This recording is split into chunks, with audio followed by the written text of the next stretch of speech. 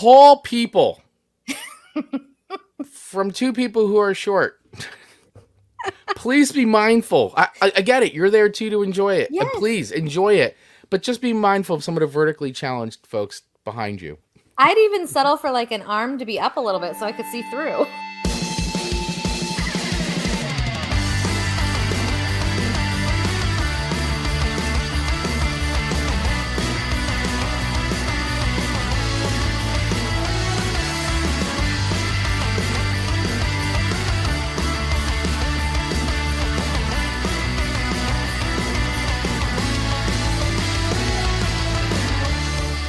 Hey, what is up, everybody? And welcome to another episode of Chris and Amanda's Song Swap Showdown, your weekly musical throwdown.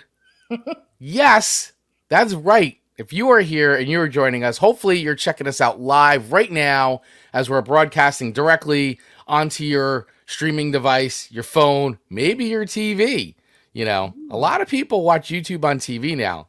Like this guy. That's right. I watch YouTube on TV all the time. If you're watching us on YouTube, please hit that subscribe button and the little bell and the like button and reshare button and do all the things so that way you get notified when we go live, which is every Monday at 8:15 a.m. Eastern Standard Time.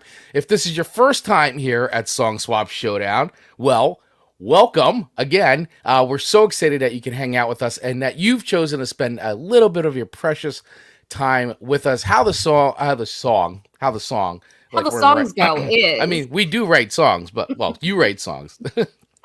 How the show, I've only said this 10 billion times, how the show typically works is that Amanda and I each swap 3 songs with each other that we don't think the other's heard before. And we try really hard to see if there's songs that we don't think the other's heard before. However, sometimes, like today's show, we've heard the songs before, but that's okay. It's okay. It doesn't have to be, but we try to pick songs that we don't think the others has heard before, and then we rate those songs on a scale of 1 to 5 records, with 1 being a dumpster fire.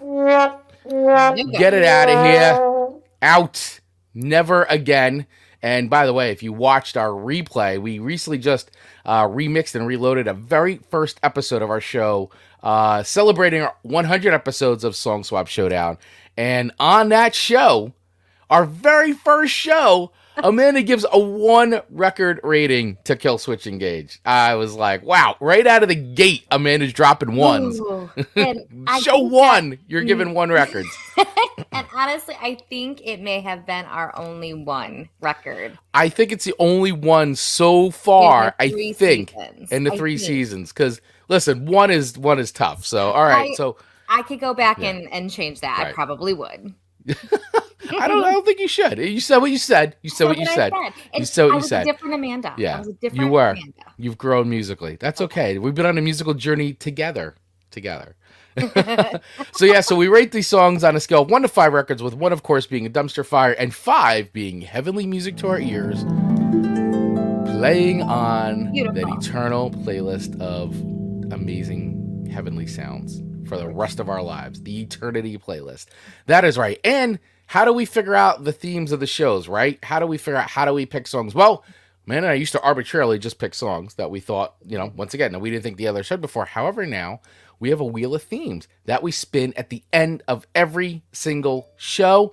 And whatever that wheel lands on is what is the theme for today's show. Amanda, what is the theme for today's show? Today's theme is... Dun, dun, dun, dun. It technically came on the wheel as like 7th inning stretch song. Right. So we kind of took the liberty a little bit to just make it more just entirely a baseball-ish theme. Those stadium anthems, all of the things. So listen, we're talking all things baseball, and we are fully aware, we're at the beginning, to Chris's point before we started the record button, that we're going into football season. We're here. We're in football season. We are in football season. Week 1 is pretty much in the books, almost. As we're recording this, there's still a Monday night game, but week 1 is 90% in the books. But you know what? The wheel determines what the wheel determines, and it determined this week, today. We are talking about baseball. And so here we are. here we are talking about baseball, which, by the way, it is close to the end of the season. We're going to be, making pennant runs here. It's going into the playoffs of baseball. So we're into that, the early fall, I should say, of the season, late season, early fall, where baseball is wrapping up. So that's all right. And, sporting my New York Mets haven't been very good. The New York Mess, as they're affectionately called, the boys from Queens, have been doing good. Grew up a New York Mets fan. My whole family is actually, we are Mets. Well, I shouldn't say a whole family. I think my sister's become a Yankees fan over the years. But yeah, but New York Mets, New York Rangers, New York Giants. I know it's typically like Yankees, Rangers, Giants. We're sort of the outlier of like Mets. You get it's usually Yankees, Rangers, Giants, and then Mets, Devils, Jets.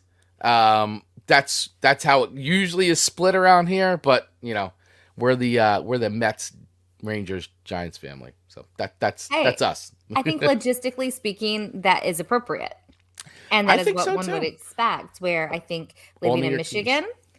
Yeah, we're expected to be a Detroit Tigers fan. You are, and by the way, the Detroit Tigers. I'm talking about the Detroit Lions. Sorry, I'm thinking about the Detroit Lions. Sorry, the rug sport. Yeah. So Same old Lions. Yeah. Well, the Lions won Thursday night. They beat Patty Mahomes and the boys. So hey, Lions may be the team to beat. Lions may be the team to beat. I don't know about that, but there's two things I say that drive Marcus crazy, and we can cue up poor Marcus here after I say these. Okay. First one is I always say hashtag same old Lions, just like that. He's like, Amanda, they're different this year. And I'm like, yeah, but are they? We like to think that our teams are different every year. That.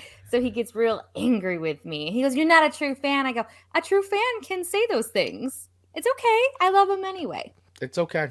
And then the other one is I always go, rolling with my homies. And he's like, stop it. Yeah, you can't be saying that. Although we do say it too, rolling with my homies. It's every time. And because I'm clueless, she goes, rolling with my homies. And I just go, rolling with my homies. So, yeah, I drive him crazy when it's football. Yeah. Well, it is football season, so that means my Sundays are basically taken up for the rest of the year. Although it'll be great once hockey actually starts, because I'm pretty much locked in on hockey and football for the rest. Yeah, oh yeah. Hockey is one thing I don't do. Baby. I don't do hockey. See, at least you're in a market too. You've got an original 6 team. You got the Detroit Red Wings. Yeah. You've got a lot of storied fringe. The Detroit Lions, Detroit Tigers. Like, you guys have got it going on. And on top of that, Michigan State, right? Michigan State, is it Michigan State or just Michigan University? Sorry, I'm not a big college. We are go blue. Otherwise, I might end up on a true Wolverines, crime. Right? Wolverines? Yes. I might end up true crime status if I don't. I married into the U of M, love. I mean, you either love them or you hate them. You're one or the other. You're either state or go blue. Right. And so I have to be go blue. Otherwise, you're in big trouble. Yeah. I'm in huge trouble. Yeah. So there you go. So we we're talking baseball. It's a sports team today. So we've got a good playlist queued up. Had some great help from people inside the Song Swap Showdown Backstage Pass group, which if you're not a member of, highly recommend you join, because we have a lot of great conversations. The fun continues on. The conversations after the show all happen in that group. Completely free to join. All you got to do, scan the QR code on the screen if you're watching, or simply use the link in our show notes. Takes you right there. You join, boom, you're in, and you are part of the fun, part of the conversation. And every week, every time there's a theme, we post it in there. What song suggestions do you have? And a lot of times, those suggestions do make it onto our playlist. Believe me, Amanda and I do look at those. Mm-hmm. So while we have our own, we do scan what the community is putting in there. And this week, I know I definitely have a couple community songs on my playlist for sure. And I don't know what I'm curious to see where your songs came from when I saw your playlist. I have an idea. But I got it. When we go into it, I want to hear the stories of, because I'm going to be like, where did you get this song from? Like, how did this song come about? Like, I want to know. We're going to find out. I know. And I have those on yours too, because I'm going to be completely honest. I know for a fact, all 3 that I chose for you. I I know it. 100% know all three of your songs this week, but they're all big songs. I mean, those Right. are. I mean, I know sometimes there's some songs that you're like, Chris, I don't understand how you didn't hear this, but those three songs, Right. I know those three songs. They're huge. They're And huge. I had to say, though, of all of your 3 songs, I knew 0 of them. Really? 0 of them. That's actually shocking because I thought for sure you knew at least one of my songs. Like 100% was like, wow, I'm actually shocked by that. I thought you absolutely knew one of the songs for sure. The other two, I was a little like, she may. I knew there was one you absolutely wouldn't know for sure. And that was actually a little bit of an audible on my side too. But I said, hey, this will be a good discussion about it. But I thought for sure you'd know at least one. So, all right. It's okay. Negative. It's okay. That's and so right. maybe a bonus point goes to you this week because you actually adhered more to the rules where I kind of threw them out as far as the not knowing it. Because it's so hard. It is. It's tough. So listen, this week's theme, as we said, is baseball. And what was on the wheel was 7th inning stretch songs, right? And we'll go through what the 7th inning stretch is for those of you that don't know baseball or don't know what the 7th inning stretch is. But what essentially happened is when you look at that list, it's a lot of very traditional songs. Like Take Me Out to the Ball Game is a song that is played in pretty much every single MLB stadium. Absolutely. And then from there, you have other songs that are sort of traditionally played in each ballpark. However, we said, well, maybe we'll throw some of those on the list, but there's also celebration songs that happen when a team wins that they play specifically.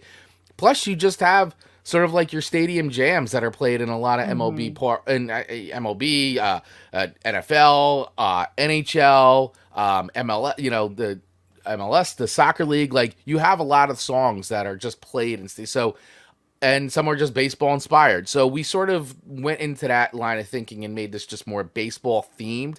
However, I do like Sid. So Sid Meadows, great community member, great friend of ours, great friend of the show, is the one who added that to the list. So I want to give credit where credit's due. So if you don't know what the 7th inning stretch is, let me explain right now. Give us the history. Give us the run. I'm going to give you guys a super quick. So, baseball in the United States and Canada, we have a thing called the 7th inning stretch, and it's a long-standing tradition that takes place between the halves of the 7th inning of the game, right? And we know baseball is played regulation 9 innings, and then of course extra innings are added on. So, fans generally stand up and stretch out their arms and legs, and sometimes walk around. It's a popular time to get a late game snack or an alcoholic beverage, as alcohol sales often cease after the last out of the 7th inning. The stretch also serves as a break for players. So literally, the 7th inning stretch is a stretch. It's a chance to walk around, do some stuff. If you're like me, when I go to the ball game, I love going to Citi Field in Queens. If you've never been to Citi Field, it's an amazing place. So if you ever come to visit New York, yes, Yankee Stadium's legendary. Check it out, but see if you can get over to Citi Field. Also, just a subway right away. Beautiful, beautiful ballpark. And I am usually in my seat for maybe the first 2 or 3 innings, and then I'm just walking around the entire time because it's a beautiful stadium. You can see from anywhere. So I'm stretching the entire time.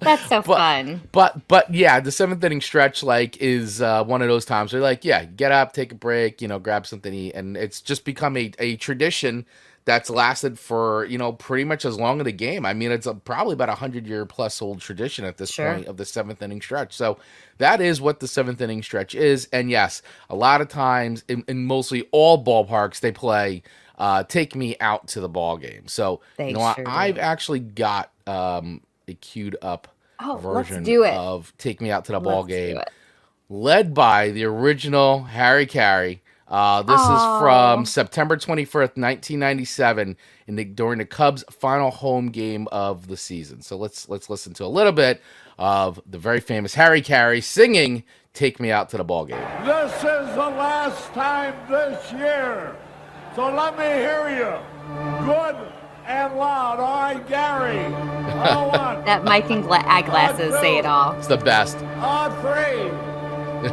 Take me out. Love it. This is such a crowd encouraged participation sport. That's right. It really is.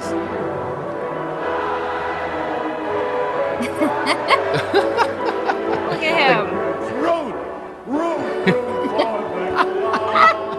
It's so wonderful. Root for the Cubbies. By the way, Wrigley Field, man. Jeez.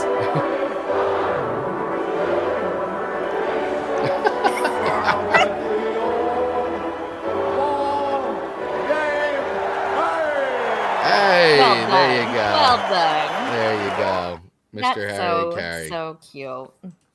Yeah, so that is Take Me Out to the Ball Game if you've never heard it before. And yeah, the Cubbies. And so, I mean, but pretty much almost any ballpark in the United States, that's what's going to happen during the seventh inning stretch. So that is that. And I've got some other fun stuff queued up as well. So so listen, everybody, if you're watching us live, please hang out and feel free to comment. Let us know what are some of your favorite baseball inspired songs, favorite songs they play at the ballpark. If you've got an MLB team that you follow, what is a special tradition that happens at your ballpark? Because every ballpark has their thing for sure. So let us know in the comments below. Please feel free to share out. And if you're catching a replay of this, still let us know in the comments because the fun always keeps going on the show. Let's check in really quick with some of our friends, and then we're getting into the show. Here we go. Mr. Ian, our friend from Australia, sorry to have to dig at sports, but there's no time for songs in Australian rules football as the action is nonstop. Watch 2 games on TV over the weekend.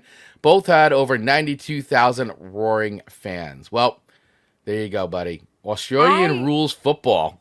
I almost wish that we did not have all of the media timeouts and stuff like that. Like, we could get it done much faster, but the states like their money.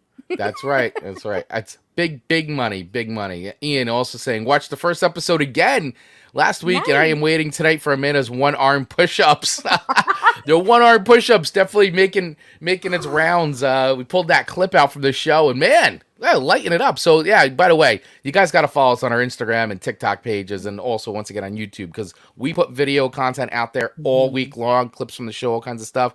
Do not miss out. Check it out. And, yeah, we released a clip from our first episode where Amanda told the story of how she met her husband, and one-arm push-ups were involved. So you got to check that out. Yeah, and that was 20-something years ago. So give me some time to work. I don't know if I can do it tonight. Yeah. So follow us. Use the link and check out that clip.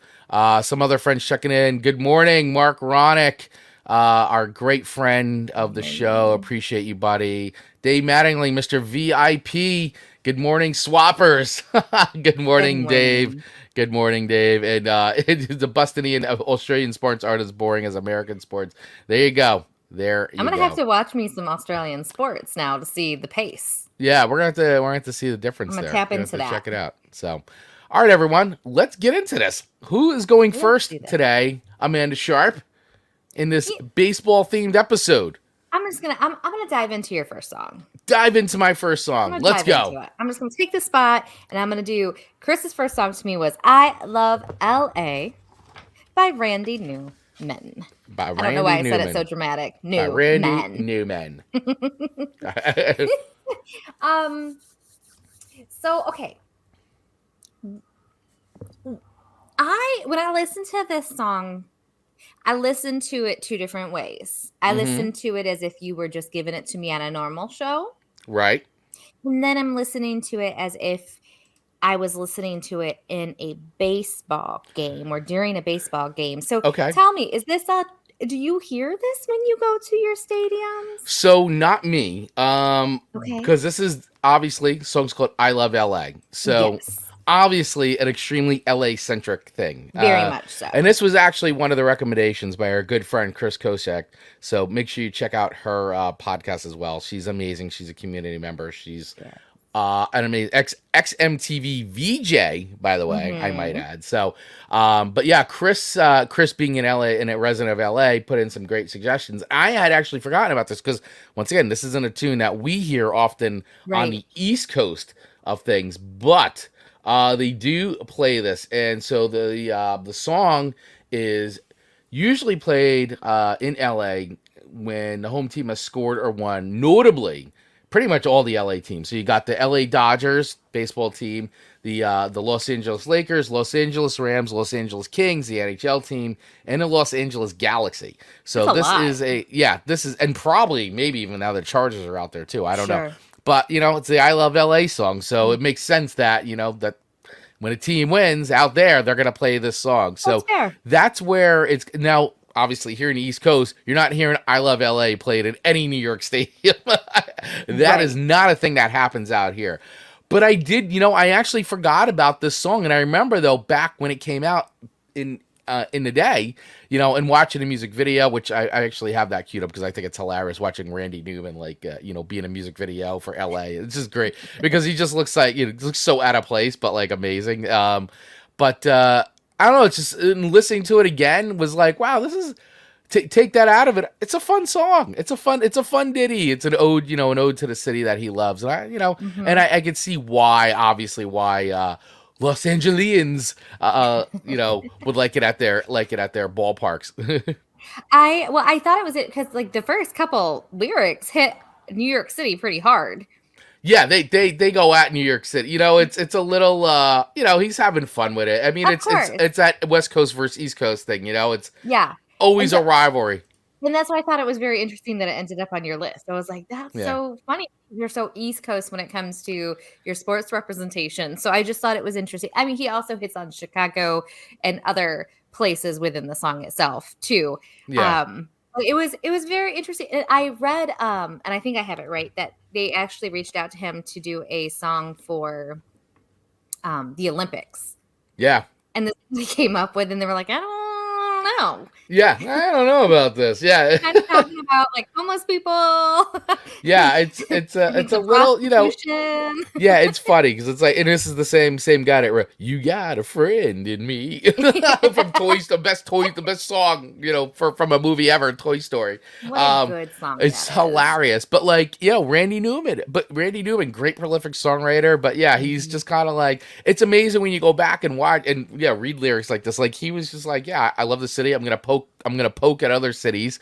And that Olympic story is kind of funny. It's like, I don't know if this is kind of weird. Hey, but every city has its problems. True. Very true. Every city has its problems. I did think it was a pretty good song. I just was curious how you put it on the why you chose it for the list, just because you're so East Coast. But I appreciated the song. Yeah, I mean, I just thought it would be something a little different to play. I mean, it's like, and once again, is it a song that you'd heard before? Like, that's the other thing is like, and I actually thought this is the one song I thought you may have heard before, just because, it's Randy Newman and all that. I would have thought that this song would have crossed your path at some point. So, and if it had, I just didn't catch on to it, or it didn't, capture me enough for me to remember it.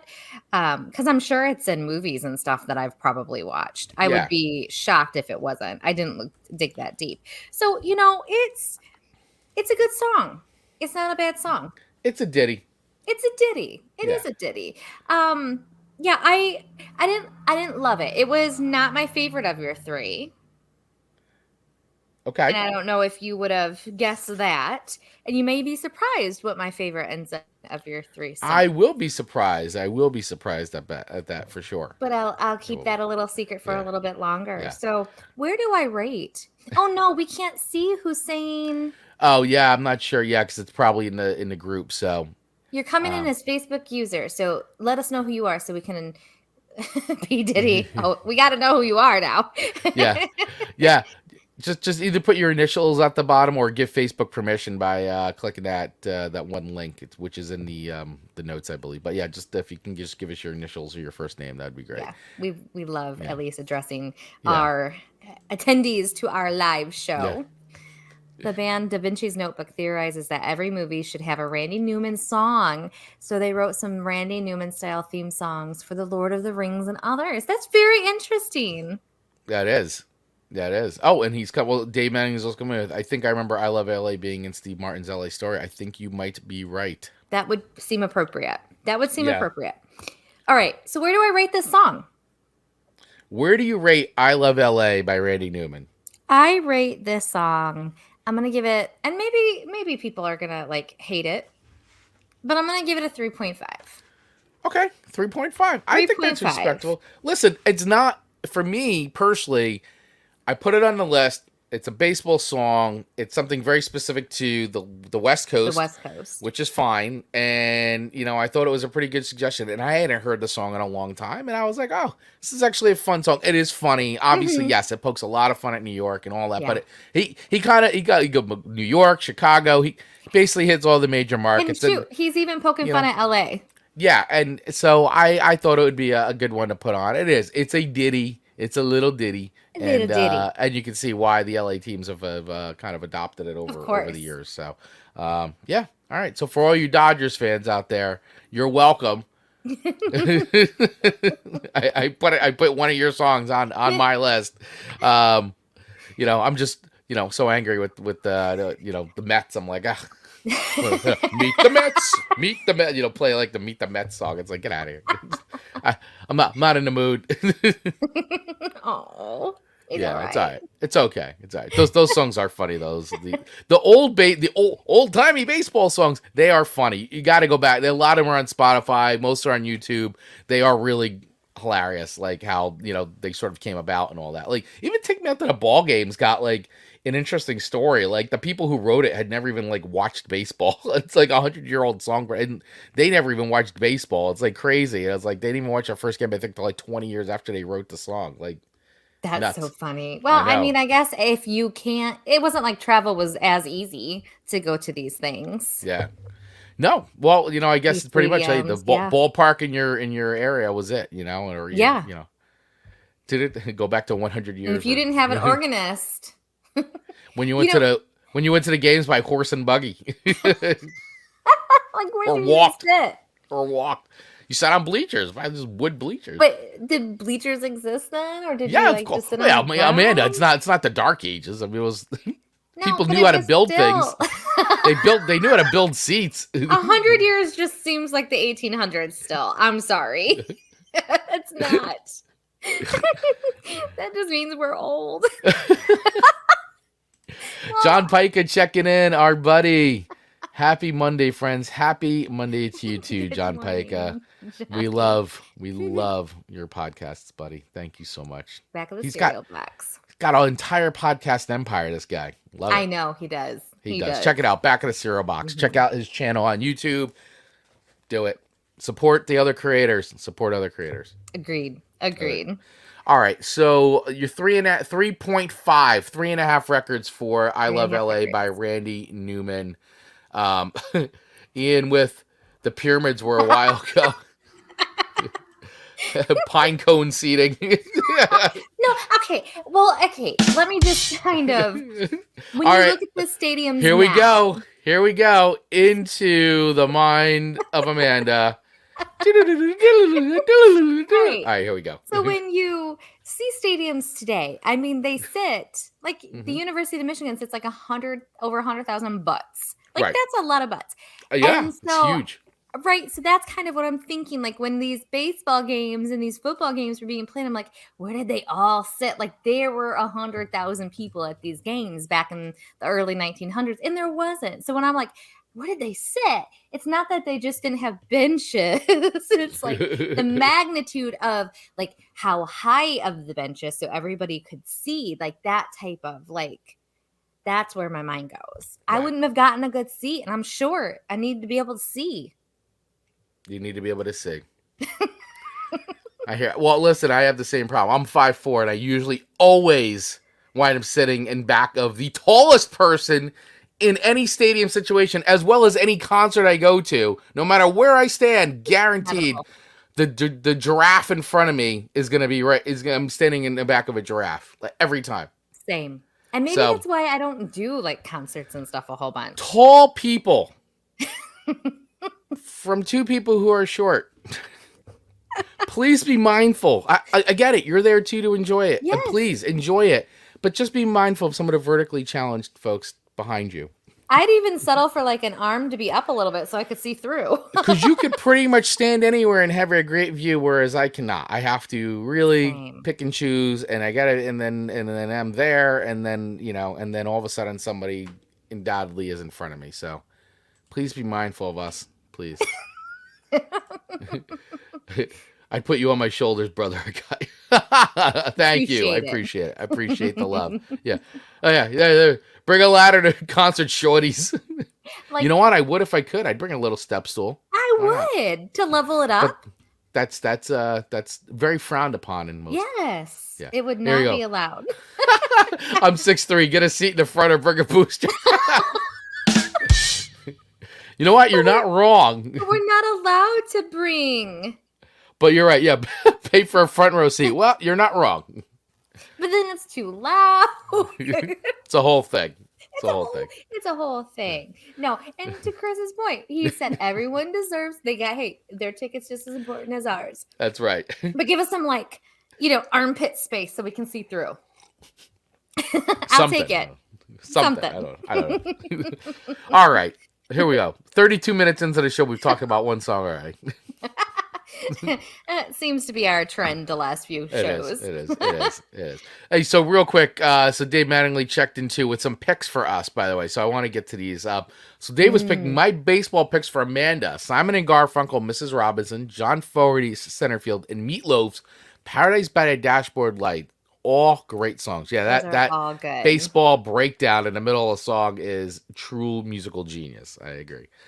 All right, Dave's picks for myself: K7, Come Baby Come, Beastie Boys, Paul Revere, which, by the way, they just actually a few blocks down from where I moved my daughter in New York City. They just christened Beastie Boys Corner.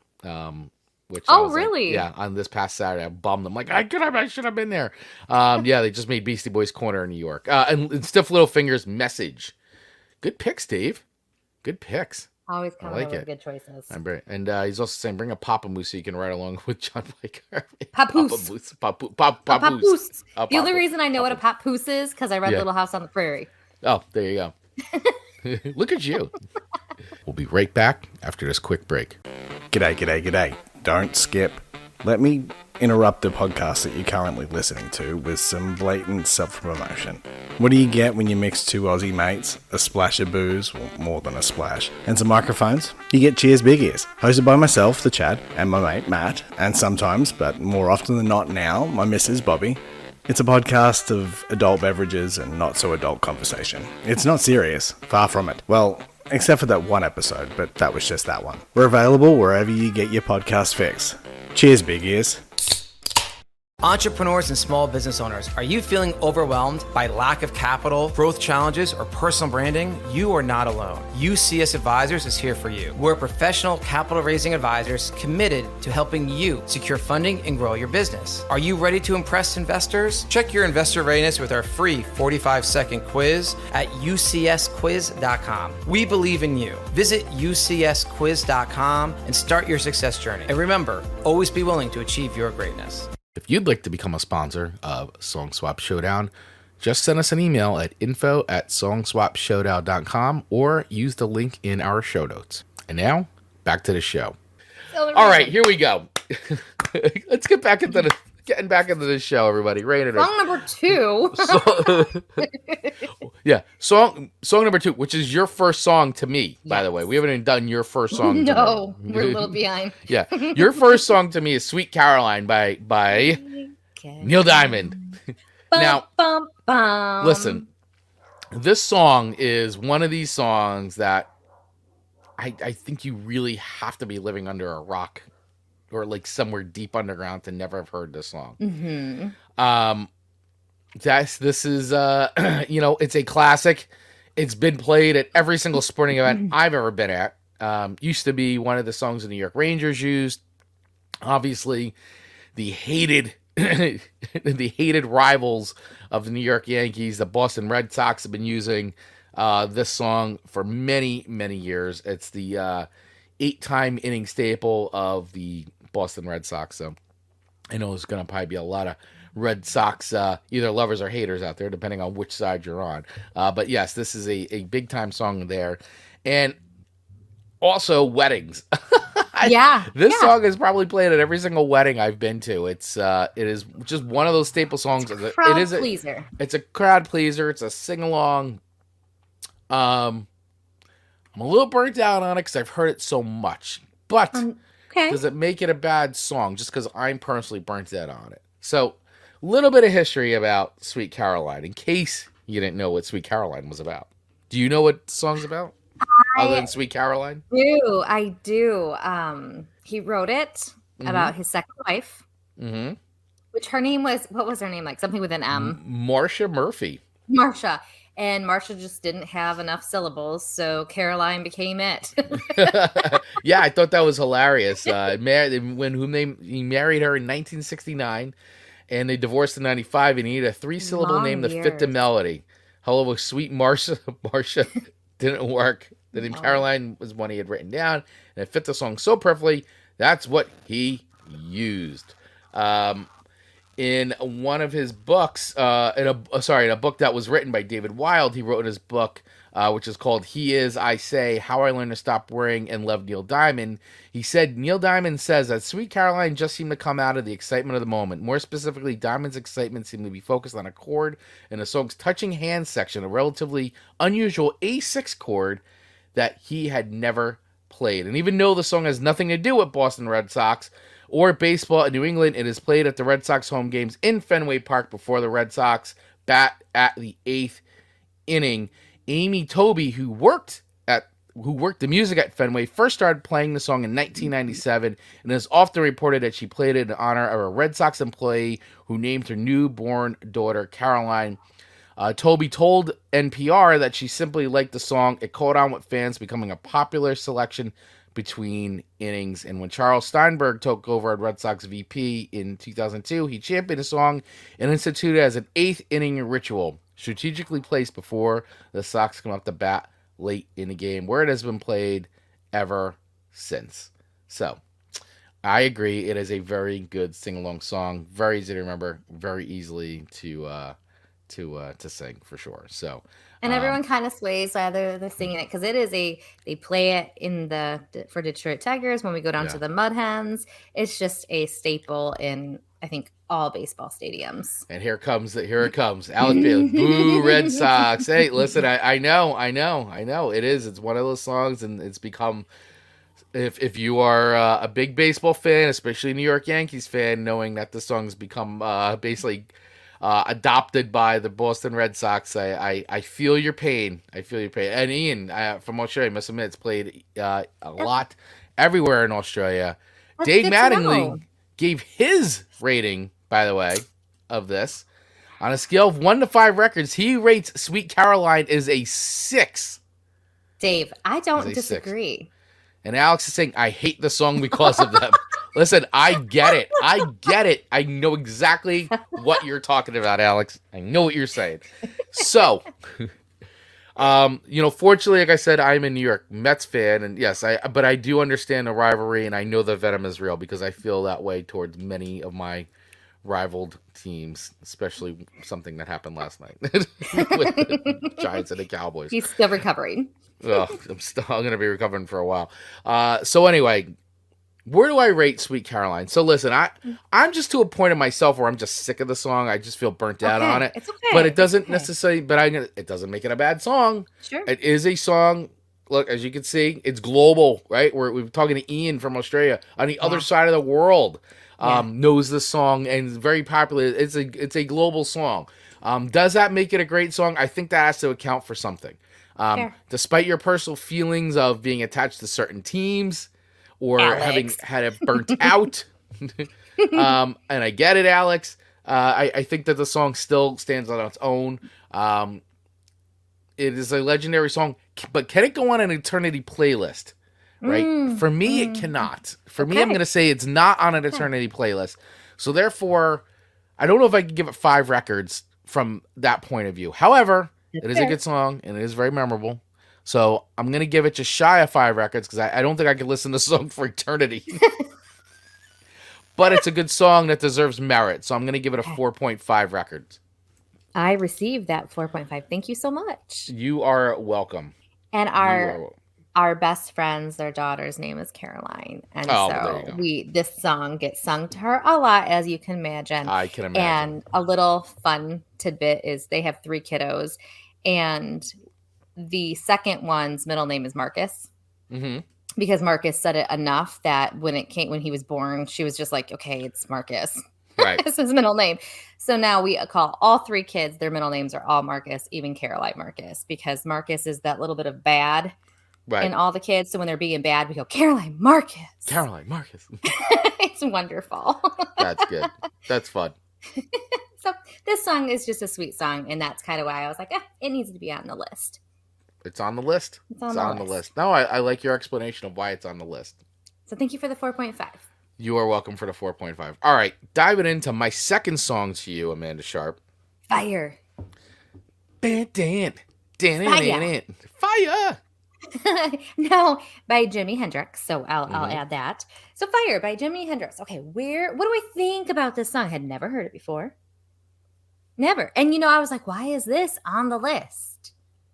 So again, I'm going to ask, why is this on the list? But as I heard it more, I will say before you answer, the let me stand by your fire part where they're constantly like saying that, that is something that I think people appreciate, because that's what gets it's like chanted, and people chant things during sporting events. So I was like, okay, I could see maybe this is getting chanted. But tell me why this is on your baseball playlist.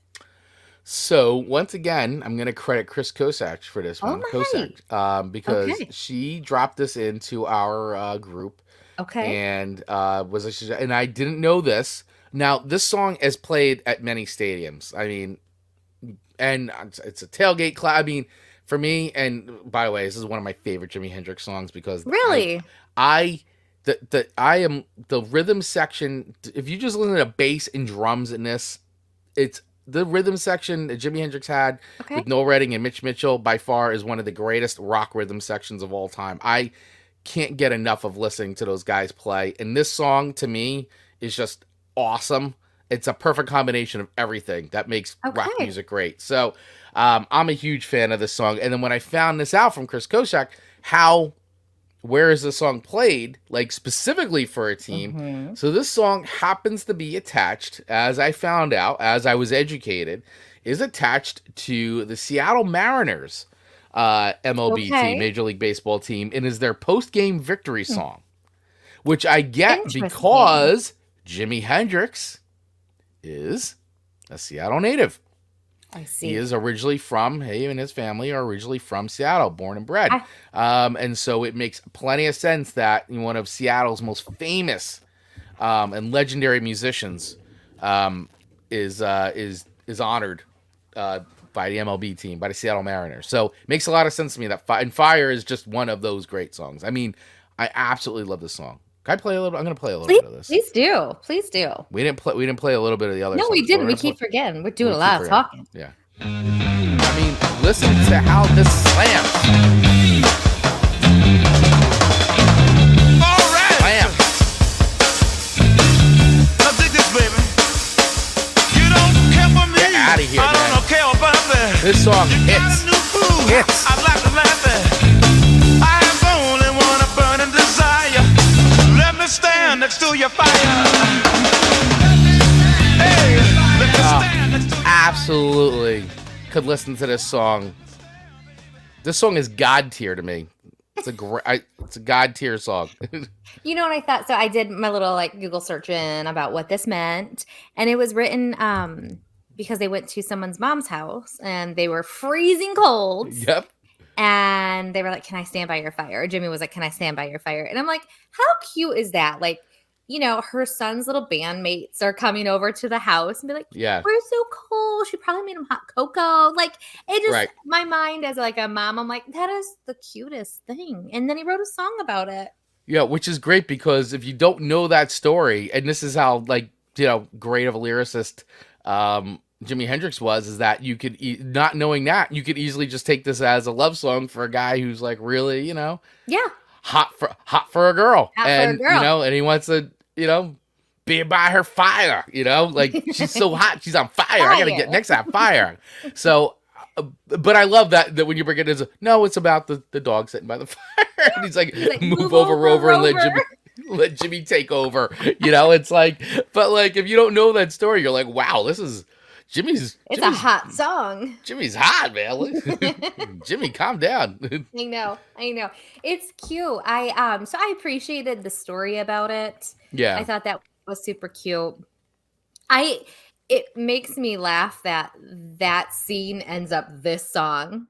Like, I feel like there could have been a lot of different type of sounding songs that would have maybe displayed the warmth of the fire and little Rover getting over a little bit differently than something so like your mind goes to a provocative place hearing the song. So it was very funny that's how he chose to write down the words and deliver it. So I thought that was interesting.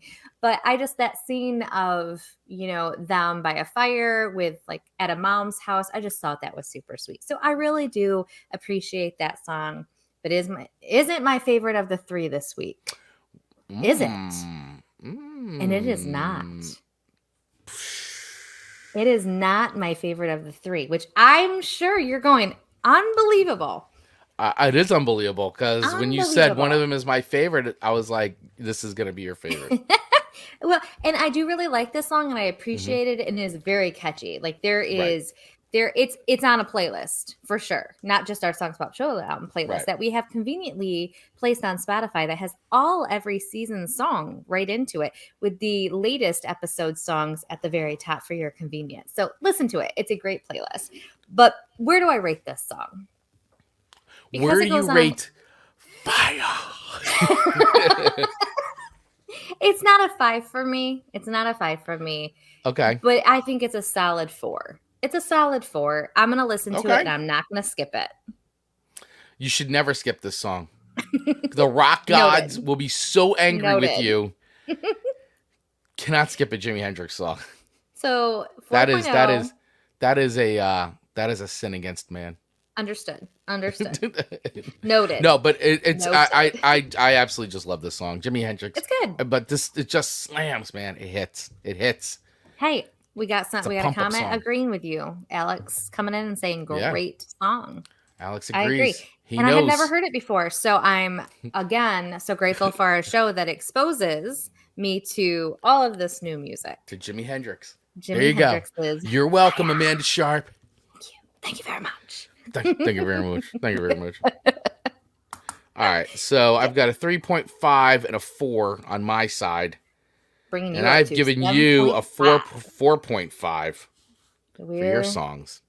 Hey, but I said your last is obviously now my favorite. So I must be because by process of elimination. You don't need the serial killer map to figure that one out. No. Yeah. Oh, boy. Good stuff. All right. Here we go. So your number 2 song, number two, is Uptown Funk featuring Bruno Mars by Mark Ronson. Mark Ronson and Bruno Mars. Once again, another song that I feel like if you aren't living on Earth, you haven't heard, you would have had to heard this song. Great way to put it.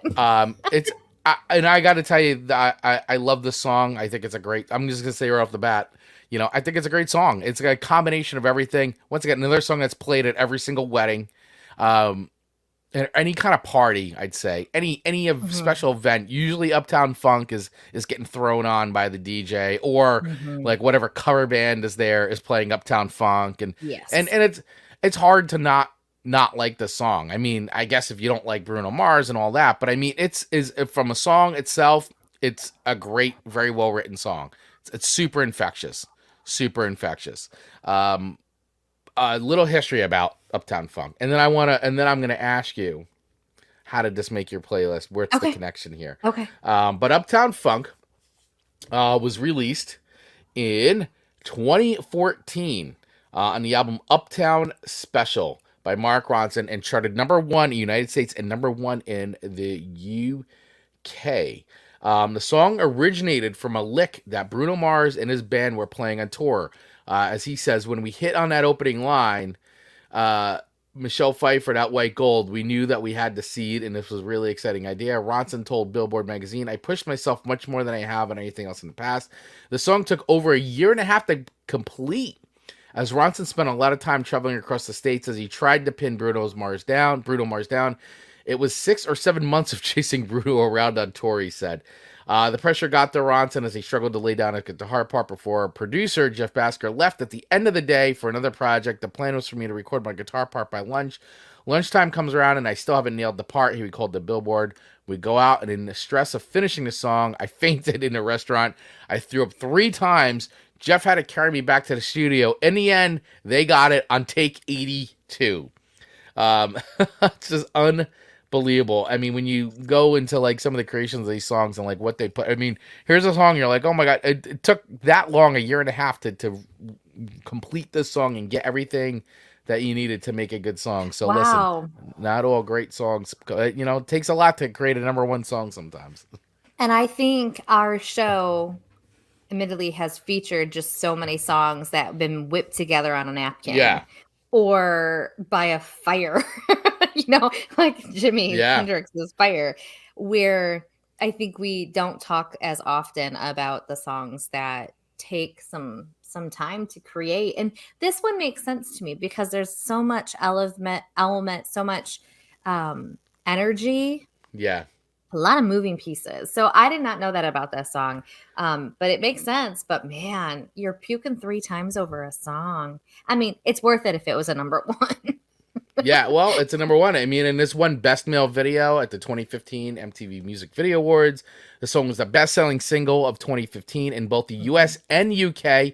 And if you watch Super Bowl in 2016, Bruno Mars and Mark Ronson performed the song at the halftime show. Mm-hmm. That was the one that was headlined by Coldplay. Mars and some of his crew did some of the hammer dancing to the song before the yielding to Beyonce, who did a new song, Formation.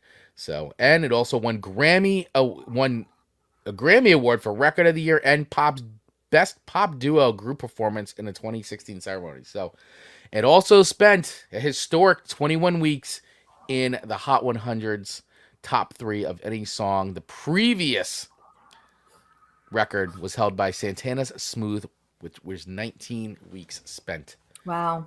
Yeah. So, very, very popular song, obviously. So, Amanda, what is your connection to the song with bass in terms of baseball? it's been, so when we go to our baseball games, and it actually, admittedly, like even the football, Go Blue games, it's just one that's played. And so I just think of, when I hear this, I do think of the energy of the in-between, you know, plays type thing. And it's something to just keep you pumped up and excited about being at that sporting event. And so that's just kind of why it's in there. But, you know, I'm going to admit something. I'm going to admit something. Okay. You're going to admit something. I'm going to admit it. One of my toxic traits, I've got a lot of those. I have a lot of toxic traits. But one I'm not very proud of, yet I can't quite seem to wrap my head around, that when I see him do like his moves to this, I'm like, I could do that. I could do that. And I have tried to do a TikTok because in my head I was like, these are smooth, easy moves. Chris Baglio, they are not smooth and easy.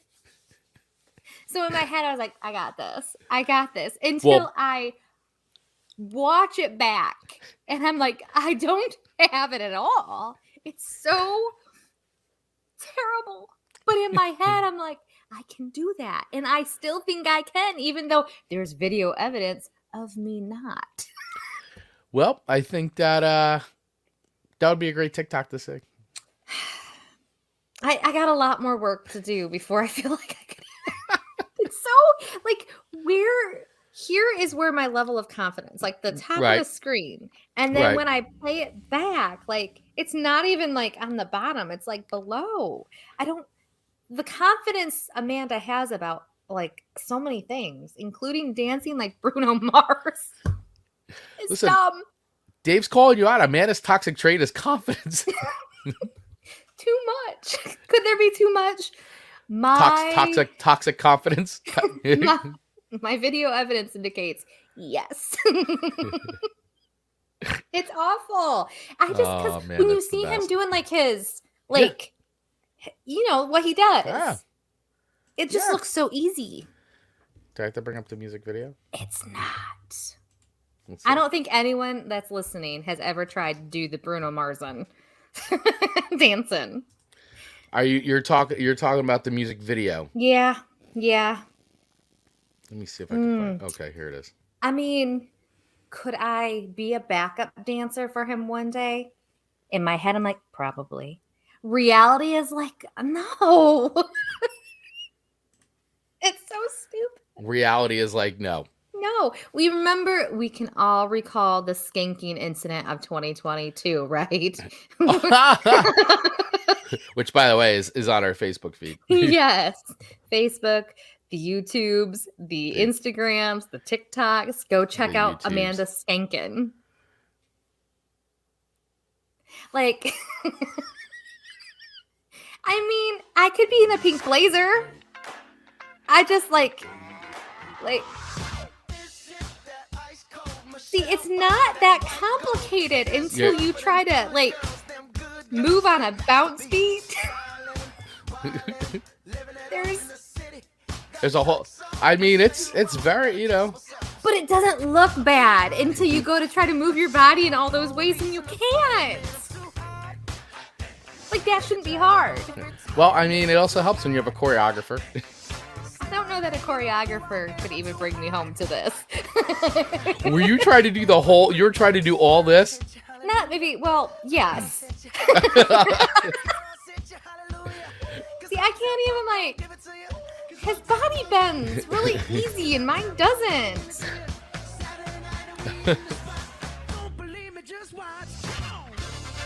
Like, that shouldn't be hard. But it is. Well, I couldn't do it, I'll tell you that. See, my mind looks at that and go, that's easy peasy. So you look at that and you go, it's hard. Yeah, Dave Mattingly, if Amanda, I can barely walk without falling down. If you could do one move, you're way ahead of me. Thank you for making me feel good. Ian saying, was the third biggest song of the decade in Australia, second biggest in UK, and biggest in the US. Okay, so it was both my songs taking the world by storm. Dave also saying, Amanda, yeah, but Bruno Mars could never host a song swap showdown. That's correct, Dave. You guys are making a girl feel good. He's just so smooth. Yeah. No, he's smooth, man. He's smooth. I must be clunky. Maybe I just don't have smoothness. You also know that he I'm sure they rehearsed this, they practiced it, they worked on it. They didn't just show up and start dancing like this.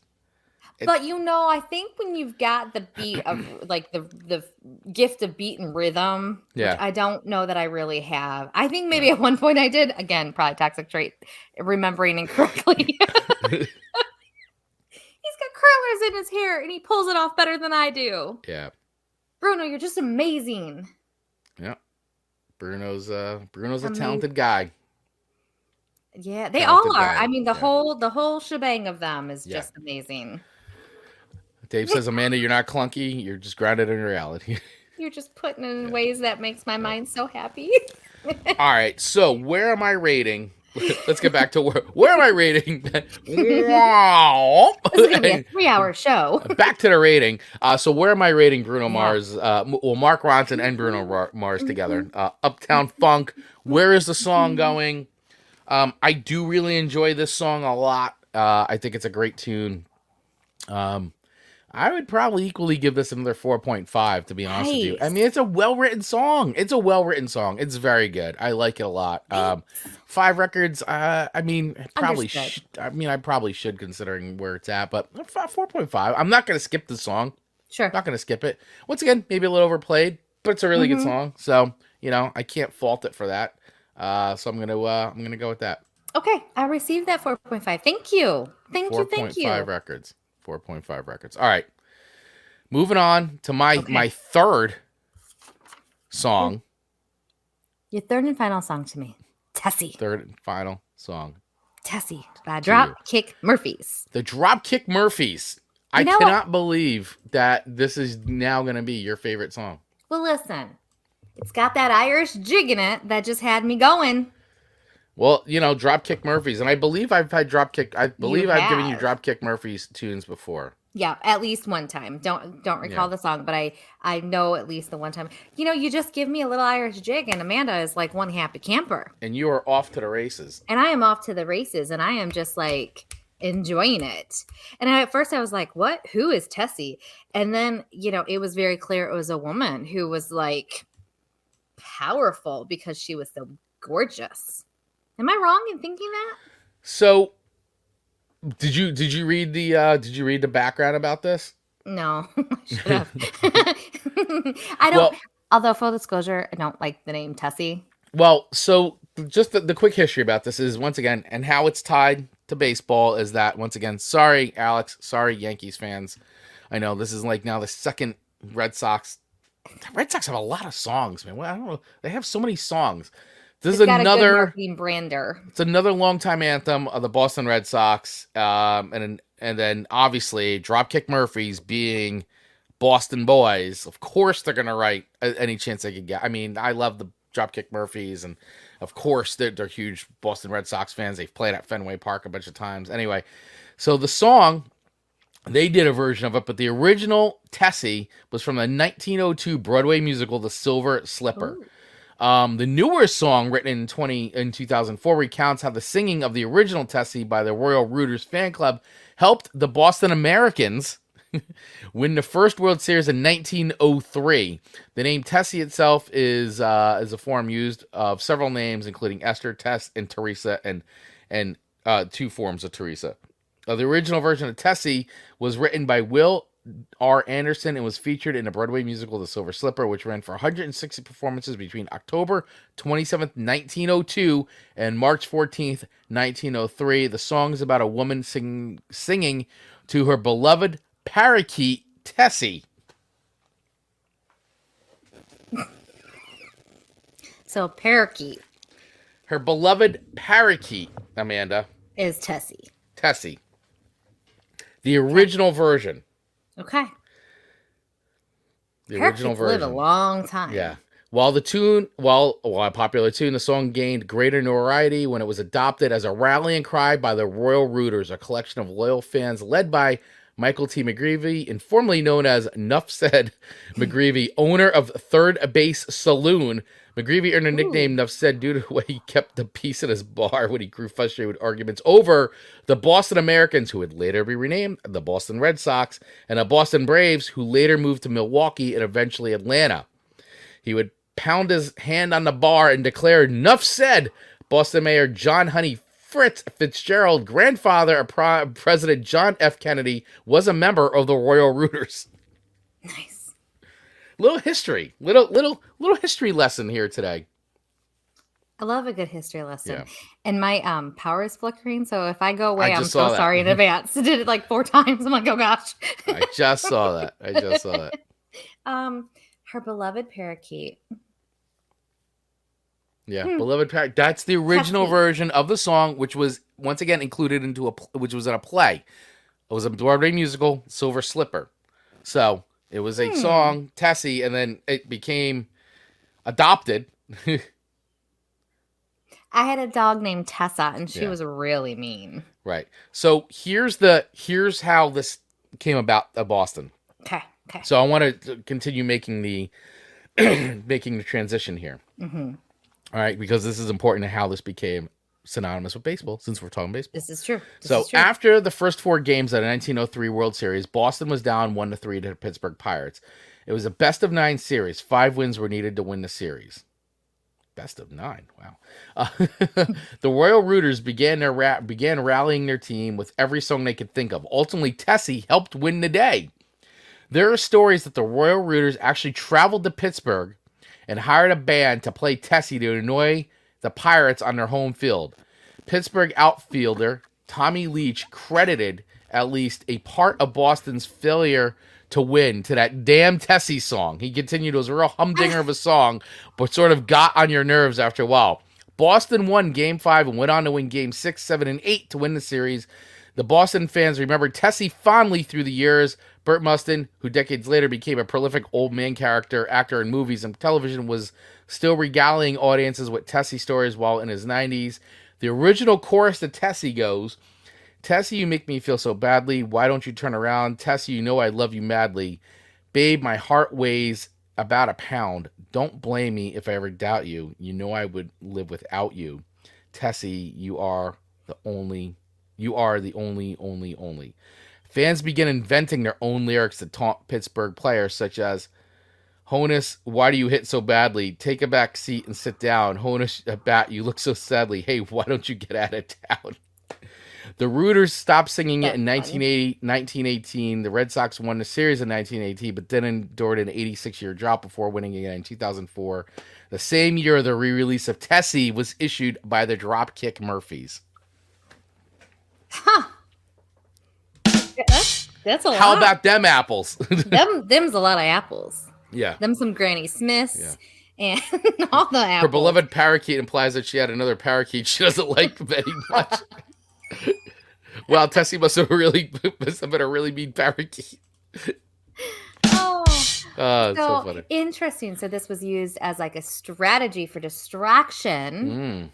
Kind of like, when you go to the football game and the other people are like kicking and stuff like that, or trying to do something, you want to yell really loud so that you can't hear the plays correctly. Like, same concept. You trying to manipulate the other team. I like it. Much like your strategy of overwhelming Chris with blockbuster hits, as Dave points out. Well, I mean, but when they're so good. Guilty. Guilty as charged. Okay. So do you want to play a little bit of this jig? Yeah, let me play a little bit. Let me play a little bit of Tessie. Play a little bit of this Irish jig.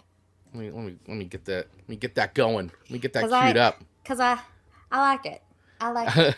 I like it a lot. I like it a lot. But as you're queuing it up, oh, there you go. You got it. For the first time in 86 years, the Red Sox have won baseball world. I mean, it only makes sense that the Dropkick Murphys. Tessie is the Royal Rooters rally cry. Tessie is the tune they always sung. I mean, they're telling the story. Tessie echoed April through October nights after serenade installed in Neil Young.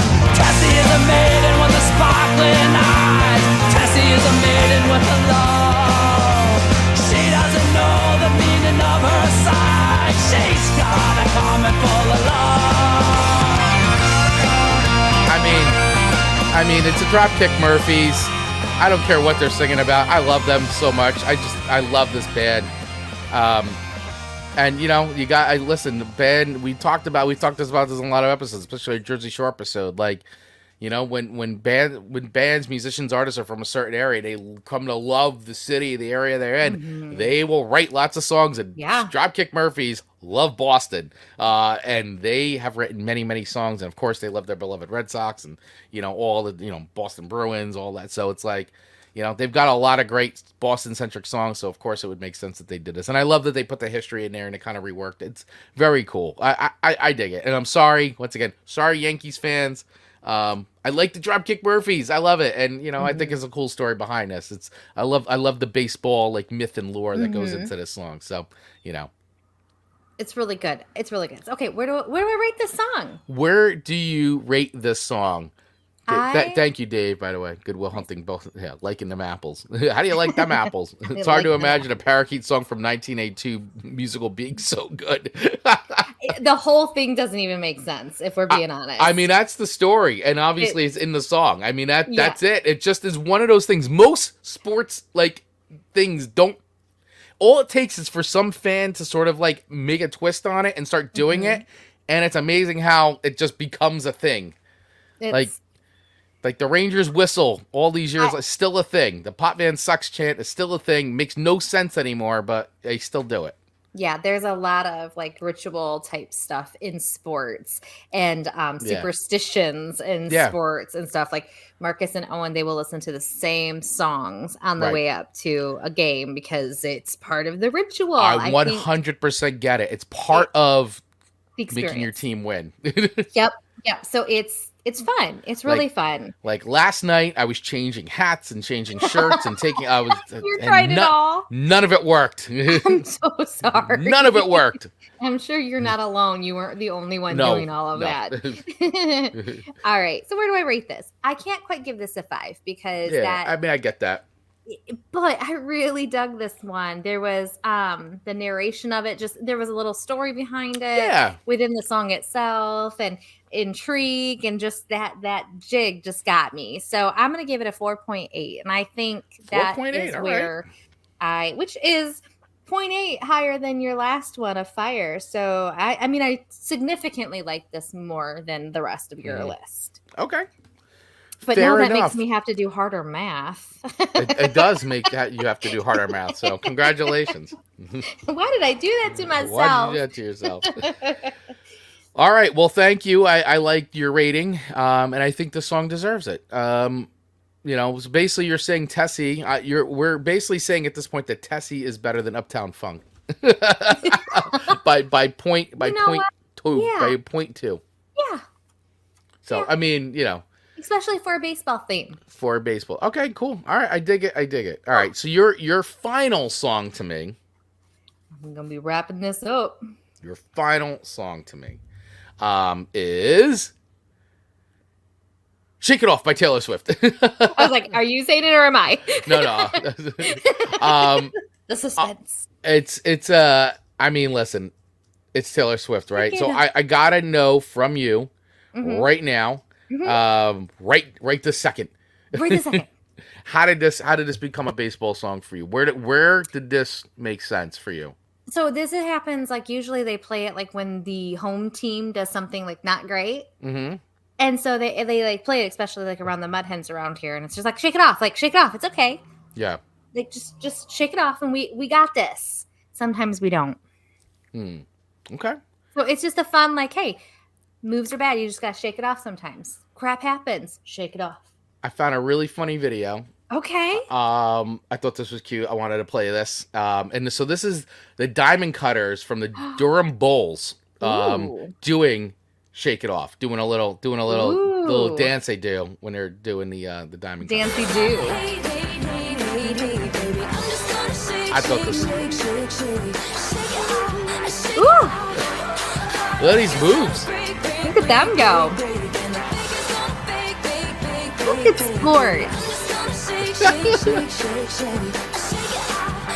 So yeah, this is the Diamond Cutters from the Durham Bulls. Look at them go. Isn't that great? This is probably why baseball is my favorite sport, because I feel like, at least around us, the in-betweens have this type of entertainment. Yeah. That's just hilarious. You could do this. You could do this dance. They even tip their hat. Oh, I love the hat tips in baseball, yeah, it's good too. stuff. I think that's so special. And when we go to, I know I've referenced the Mud Hens a handful of times, but they even have like tricycle races during like breaks. Yeah. They have so much fun like the in-between is so great. Yeah. I mean, the Savannah Bananas, yeah, for sure. You have to watch their videos. There's a great documentary too on them. I think on ESPN, 30 for 30 or something on the Savannah Bananas. A great, hilarious. I mean, if you like the Harlem Globetrotters, yes, that's what the Savannah Bananas are. So they put on a great. I love their merch. I gotta start getting some Savannah Bananas, some merch up in here. So Savannah Bananas, if you are listening to this, yes, you wanna hook us up? We'll support you. Give out, do some stuff. Yes, we've talked about them, I think, the last 3 shows. Yeah, we have. Yeah. Yeah. Oh, yeah. All right. So, I mean, listen, Taylor Swift, I know there's a little, like you love her, you hate her, you enjoy, everybody's got their different thing. Ian's saying haven't liked Taylor Swift since our country days. Yeah, it's amazing how she has completely reinvented herself from just, a country star to like just a pop crossover queen, basically. Yes. Taylor Swift isn't my thing, but I gotta admit, Shake It Off is quite catchy. Dave, I get it. Yeah, I'm with you on this. I mean, I think it's hard to. It's just such an incredibly catchy song. I mean, it's one of those songs, right? That it's like people, you put it on, kids like it, adults like it. Another wedding song that gets played. It's played at every sporting event in the stands. It's a good in between song for sure. Like in between little plays like that, like you were describing, or mistakes, or the transition. It's one of those tunes, and usually play it and everybody's dancing and all that. So it's a fun ditty. It's a ditty. It is. Taylor Swift, man, she knows how to write them. She really knows how to write them. You know, she's fascinating. I'm not a Swiftie by any stretch of the imagination, but Yeah. I have such an appreciation from where she started, where she is today, and how her hand has been so like heavy in the creating of her empire. I think she's an extremely talented businesswoman, and I just think from a business standpoint, watching her make sense. Yeah. I mean, they're going to be studying her professional career in colleges and business schools, music forever and ever. She's very smart, and she's learned a lot. And it's amazing how young that she is and how much she's accomplished at an age already. By the way, fun fact about this song. The phrase "shake it off" shows up 36 times in the song, and mostly in the chorus, and the word "shake" appears 70 times in the lyrics. Isn't that crazy? Interesting. That's a funny stat. I'm going to have to go through and really look at the lyrics. Yeah. The song, of course, if you don't know, it was inspired on how the country pop princess learned to deal with all the false rumors that circulated since her 2012 Red album. She said, "I've had to learn a pretty tough lesson in the past couple of years that people could say whatever they want about at any time. And we cannot control that. The only thing we can control is our reaction to it. So you can either let it go or you can just shake it off." Shake it off. This song went to number 1 in the United States in 2014 off of the classic Taylor Swift record, 1989. Also charted number 2 in the UK. By the way, there is a great version. It's very different, but if you want to hear it, Ryan Adams actually did an entire cover version of this whole record front to back. Really? And he did a version of 1989 and sort of reimagined some of the songs, rearranged them. I like it. I think it's a great, it's not for everybody, but I like Ryan Adams. I think he did a great job with it. So it's great hearing his version of Shake It Off. Check it out, though. If anybody out there is looking for something to check out, Ryan Adams, his version of 1989. It's a fun listen. Like, at least, it's interesting to hear how somebody kind of reinterprets. Absolutely. And he loves Taylor. He's like, this is an amazing record. He was like, I wanted to do my own version. It was so good. So, where do I rate Shake It Off? Great song. It's a great ditty, super infectious. I get why it's played at ballparks and everywhere else because it gets people up, gets people moving. 7th inning stretch makes a lot of sense. Shake it off. Shake it off. I get it. So I'm going to land this. I'm going to do a very equal, I think I'm going to give a very equal rating. I'm going to give this a 4.8 as well because I think it deserves it. And out of the songs you gave me, as much as I like them, this is probably one that I feel like sticks around. I'm not as sick of this song as much as I am of Sweet Caroline, and I like Uptown Funk a lot too. Mm-hmm. But the song is it's got that little tweak, and I like that. I don't know. I just like it. It's how I'm feeling right now. I'm gonna be very generous and give it a 4.8. Shake it off to Taylor Swift. Thank you. Yeah. So there you go. Thank you. Swapping complete. So, Amanda, where does this put us this week if we're keeping track of the win-loss record? Mm-hmm. I don't know what our record is. Ian, do you know? I know my scores tally up to be an 8.8 for me. You gave me a 3.5, a 4, and a 4.8. And I was very generous with you today. Probably too generous. I'm sure I'm going to get some messages about it. I usually do about how I'm being way too generous to you. I have you down as 12.3. Did I do my math wrong? No, I probably did my math wrong. Okay. And then I have me down as 13.8. Nope, I actually did my math wrong. Yeah, you got 13.8. Yep, people laugh. People are cracking up right now. The whole show is Chris and Amanda trying to do math. Well, we're endearing in that way. Yeah, so I got a 12.3. And you have a 13.8. So you win Song Swap Showdown this week once again. And I agree with Dave's strategy, by the way. I know. I don't Dave, really do it on purpose. I think you've called it out. Like, Amanda's strategy becomes clear. Overwhelm Chris in blockbuster hits, where I almost have no choice. Although not all the time. Sometimes you think it's a shoo-in, and I'm like, nah, not feeling it. And it really depends on the theme, and I think that's why the wheel is so much fun, just because the theme says what the theme says. There you go. Is anyone surprised that Amanda picked a Taylor Swift song? No, not at all. Yeah. I surprised myself. I would never have guessed that Chris would put Shake It Off above Sweet Caroline, Uptown Funk. Dave, it just comes down to how I'm kind of feeling, and I'm a little burnt out on Sweet Caroline. Just, Shake It Off's a good song. I'm feeling Shake It Off vibes right now. Sorry. He's working through something. Shaking something off. Dave, great point. Hey, it's a showdown, not a countdown. Math is secondary. Thank you. Thank he you, is Dave. really making us feel good today. Dave. Yeah, seriously.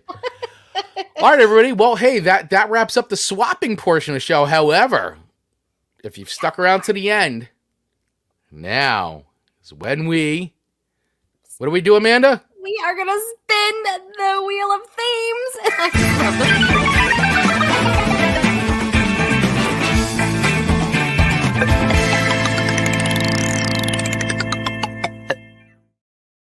All right. Round and round So it goes. happy. Spinning the wheel of these. Amanda's favorite part of the show. It's so ridiculous. How did we live without it for so long? I don't know, but I love spinning the wheel of themes. So listen, once again, if you are new to the show, what we typically do is we spin the wheel of themes here at the end of the show to pick what next week's show theme will be. The wheel of themes is a combination of show ideas put together from our community, from our Song Swap Showdown community.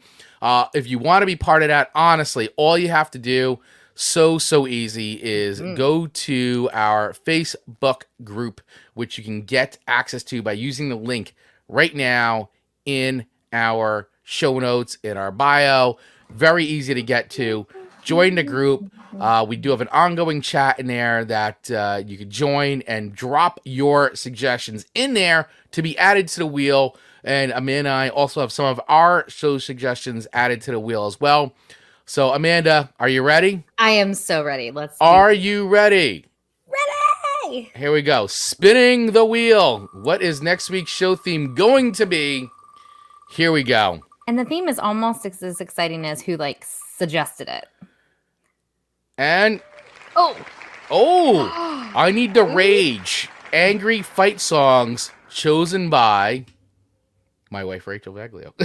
I was like, you just put her down as R. I was like, I don't, who? Oh. Yeah, I Need to Rage. Angry fight songs. Wow. I can't wait to see what Amanda has. I mean, she probably knows what's coming for her already on my side, but I am already I already have the Excedrin ready to go. She already has it ready to go. Yeah. This week's Chris's favorite was Taylor Swift and Amanda's favorite was Dropkick Murphys. What is even happening? You're right, Dave. Fair point. All right. So I Need to Rage, Angry fight songs. Oh. Next week's show theme. Wow, everybody, get your picks ready to go. We will drop the post in the Facebook group. Join the group. Drop your song suggestions in there because once again, Amanda and I do look at those and we will pick from those. Like today, two of my song suggestions came from the community. Kudos to Chris Kosek for putting that in the group. So, yeah. And Amanda, listen, love this. I might need a little help on this one. You guys really brought it for me when we were doing New Jersey Shore. I might, because I don't rage a whole lot. You don't rage. Rage Against the Machine. Rage. Yeah, I don't rage. So I might need some help finding some rage songs. So help a girl out.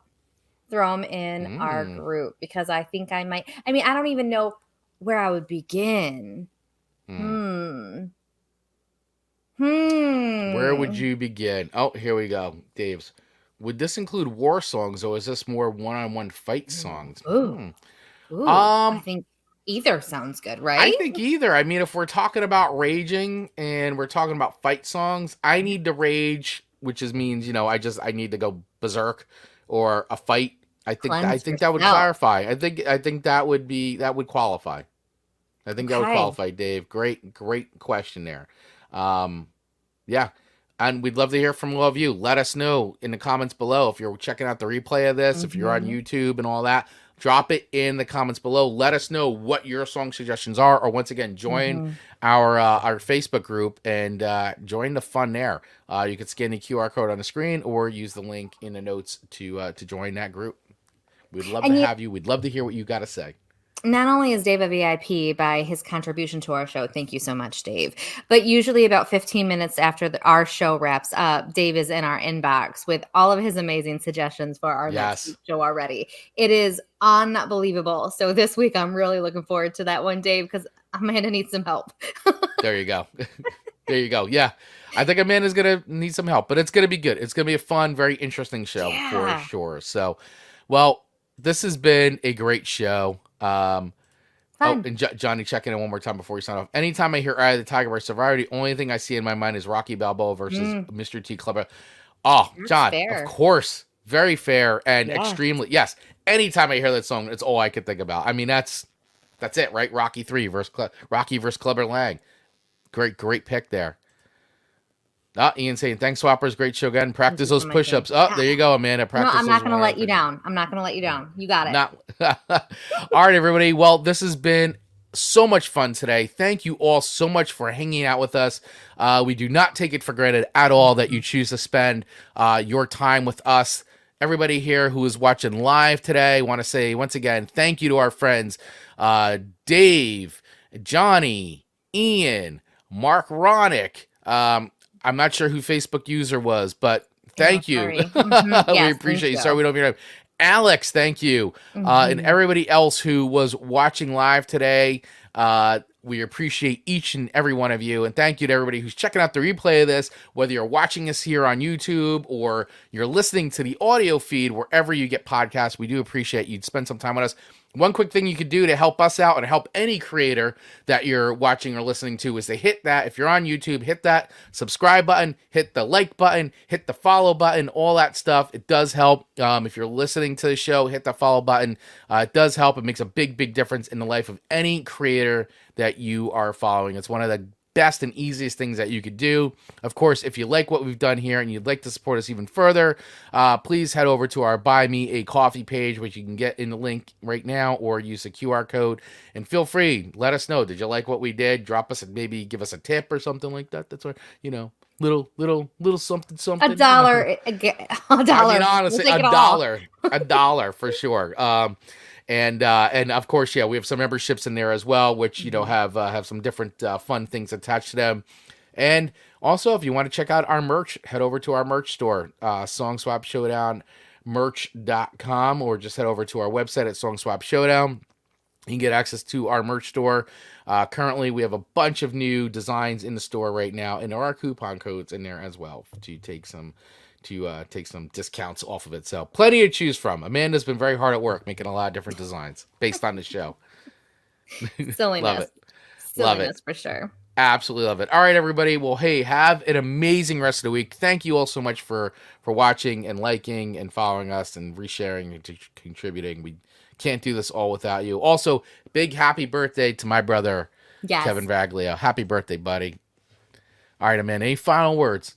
This was fun. For a sporting episode, I think I showed up. You definitely showed up. And thank you, Sid Meadows. Great idea. Loved it. Thank you, bud. All right, everyone. See ya next time. And be here next Monday, 8:15 a.m. Eastern Standard Time. For the rage. For the rage. Bring in the rage. Bye. Bye. To get notified every single time we drop a new episode of Chris and Amanda's Song Swap Showdown, just hit that follow button wherever you get your podcasts. If you're interested in becoming a sponsor of the show, please use the email address in our show notes and we'll get right back to you. And last but not least, please feel free to follow us over on our social accounts on Instagram and TikTok at Song Swap Showdown, or join our ever-growing community in our Facebook group by using the link in our show notes. Thanks for listening.